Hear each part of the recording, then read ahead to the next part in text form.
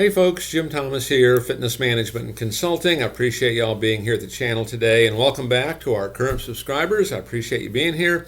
And for you folks that are finding us for the first time, it's your initial visit here to the channel, hey, welcome. It's good to have you. And if you find the content beneficial, please hit that subscribe button. And to all, please hit that like button as well. And to learn more about me, learn more about my company, please check out the links below. I would point you to our courses section where you can check out our gym management playbook. And for you folks that are new at this, you're just getting reopened, just getting started, or if you're struggling, the idea behind the gym management playbook is to give you a program, a platform to help you shorten the learning curve and maximize bottom line profitability. So check it out today. Look forward to seeing you there, see if it's for you. Now, with that said, our topic today is this. This is what makes owning a gym difficult. This is what makes owning a gym difficult. Okay, and so I've got 10 things that can make this difficult. And for you folks that are thinking about getting in the business, be worth looking at. Okay, maybe you say, oh, that might be too difficult. Okay, or if you're doing it right now, yeah, here's some missteps that I made. Here's some things that I can do. But this is what makes owning a gym business difficult. Now, number one, you take a large financial risk. Okay. Now, here's what I mean by this. I talk to a lot of folks when I get involved, and they have the financial risk. And what's the financial risk usually? It's maybe they had to personally guarantee the lease. And so, if their lease is, say it's $10,000 a month, that's what, $120,000 a year, it's a 5-year lease. They had to personally guarantee a $600,000 lease. Maybe they had to borrow money from the SBA. Maybe they had to use their home as collateral. Maybe their home's $300,000, $400,000, $500,000. So they got a personal guarantee on a lease. They got their home guaranteeing an SBA loan. Okay, there can be a significant financial risk here. Now, it doesn't mean you have to go that direction. There's other things you can look at, but talking about here the things that can make this difficult. Okay, you take a large financial risk. Number two, there's no guarantee that your gym will be successful.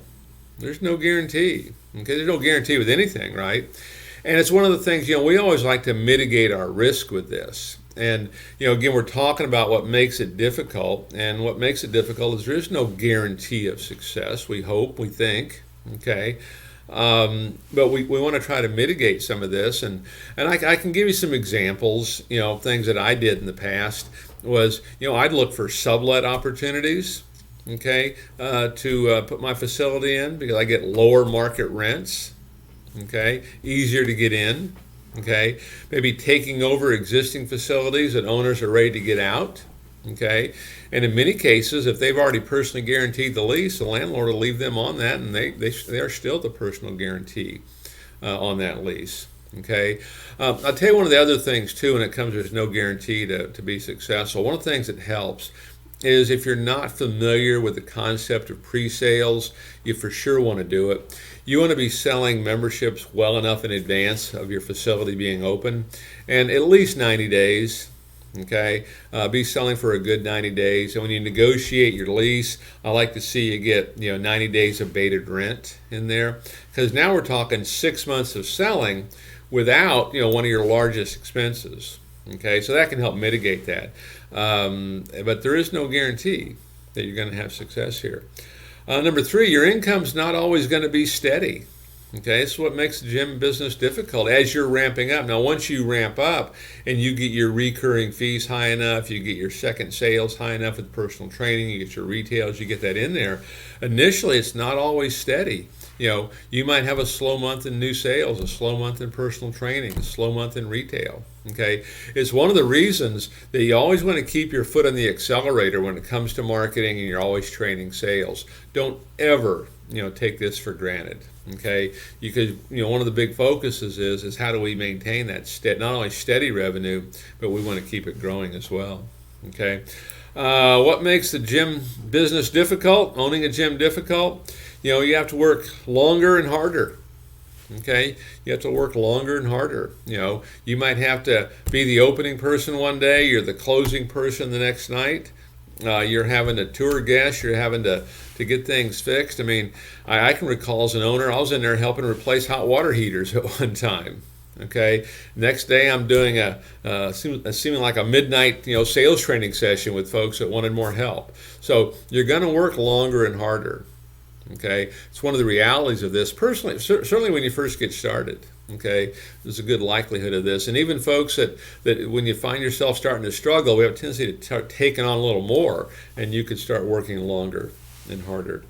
Number 5. Particularly you folks that are coming from an employment situation, there's no overtime pay here.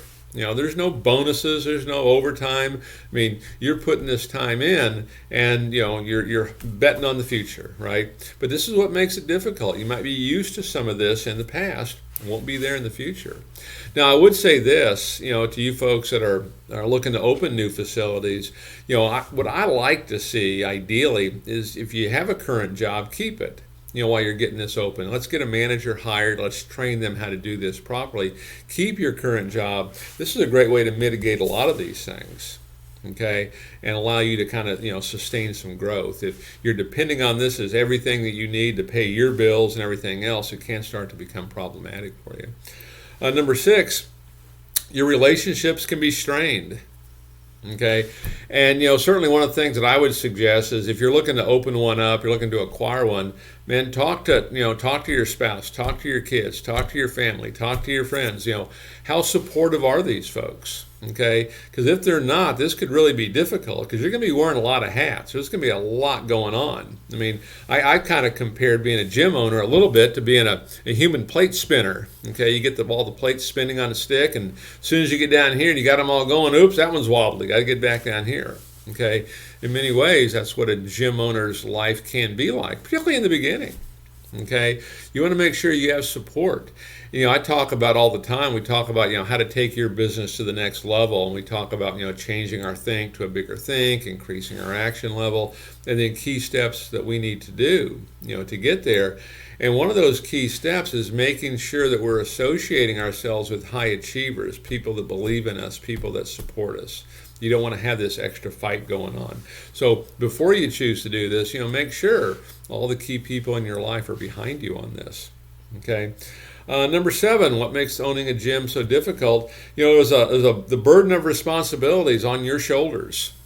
Okay, I see this on a lot, going into turnaround situations. I mean, you've got investors that want their money back. They need their money. The club's struggling. It's not paying the bills. They're not getting their dividend check. So all the investors want their money back, and they're giving you all the reasons they do.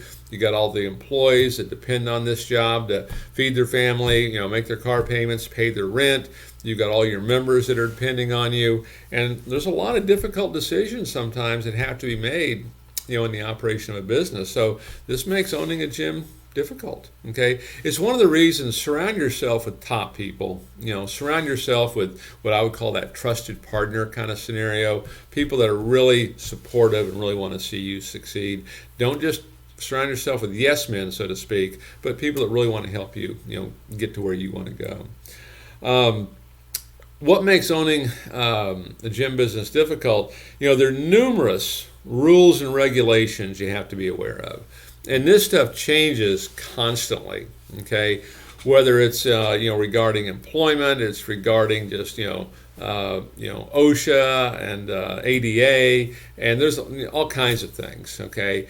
Sales tax and pre-sales and bonding. I mean, there's no shortage of different things, but these rules and regulations, they change pretty frequently, and we have to stay on top of it. We have to know what's happening. Okay, and again, the best thing you can do ultimately on all of this is, for you owners, or you want to be owners, get yourself a really good executive assistant that can really help with some of these things. Because again, let's go back to what I'd like to see you focus on is thinking and planning and implementing sales and marketing programs. These are all the things that are going to make this difficult, and we want to make sure we get a plan in place, really to mitigate that. Okay, number 9, what makes owning a gym business difficult, you must learn new skills. And again, I'm speaking from my experience in going in with gyms, that new skill that most gym owners need to learn, it's sales and marketing. I mean, many come from an enthusiast background, or they come from a a training background, a fitness background, and really don't have that sales process, that second sale, third sale knowledge. They don't have that marketing experience behind them, but you're going to have to learn new skills, okay? And you're going to have to take the time to do it, okay? And then number 10, what makes it difficult? Owning a gym, it can be and is a very thankless job.